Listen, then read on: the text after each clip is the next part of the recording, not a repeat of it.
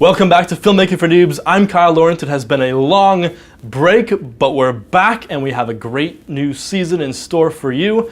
Today we're talking about filters, not Instagram filters, but real filters for your camera.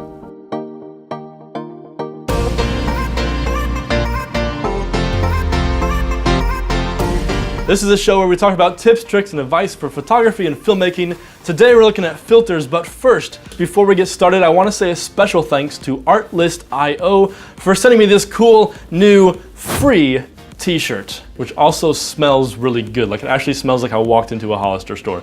It smells that good, which may or may not be a good smell, I don't know. Artlist.io is a great music service for your videos. You can check out the link in the description of this video for a $20 discount off of their subscription-based music platform services.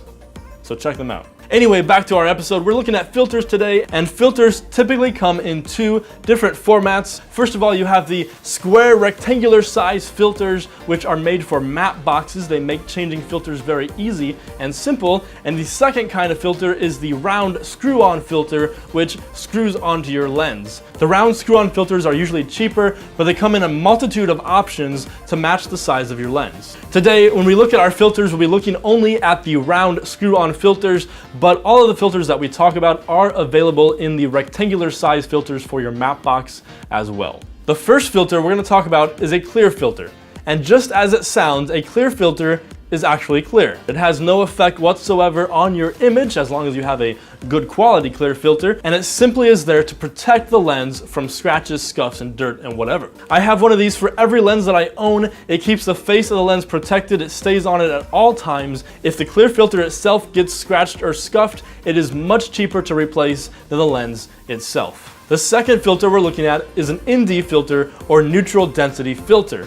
This is called a neutral density filter because it evenly limits the amount of light on all wavelengths, giving you a neutral reduction of light without adjusting or affecting the color or hue of your image. ND filters come in all sorts of flavors, with the markings on the filters telling you how much light reduction the filter will give you. There are multiple ways to mark ND filters, but commonly you will see ND filters marked with numbers in increments of 0.3. The numbers used to identify the ND filters can be somewhat misleading because the 0.3, 0.6, 0.9 is actually telling you the optical density of the filter.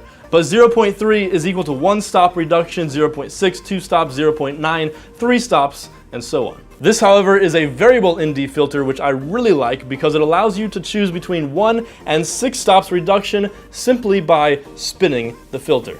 Most people know that ND filters are useful for outdoor bright light photography where you don't want to stop down your camera or you don't want to change settings or your shutter speed. However, I also recommend ND filters for indoor use because it can give you a much more cinematic feel, allowing you to open up your aperture even wider to have a much shallower depth of field.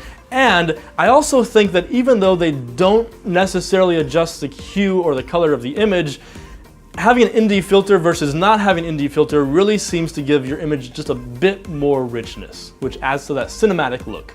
The clear filter and the ND filter are two filters which I highly recommend for every photographer and filmmaker to carry with them. The next filter is the polarizing filter, which can be useful in many situations, especially if you're shooting through glass or water. Quick science lesson: a light wave is an electromagnetic wave which vibrates in a multitude of directions. For simplicity's sake, if a light wave were to vibrate in only a horizontal plane, applying a polarizing filter would only allow one of those planes through, thus polarizing the light. When shooting through glass or water, the light reflected off the surface of the glass or water becomes a different polarity than the light going through the water or glass, which makes it hard to see with your camera because that's why you see all the reflections that you don't want to see. A polarizing filter allows you to cut off that reflection and see only a certain direction of light polarity, which allows you to see much clearer through the glass or the water and not have so many reflections. Polarizing filters do reduce your light by 2 stops, and they do sometimes have a slight shift on color temperature,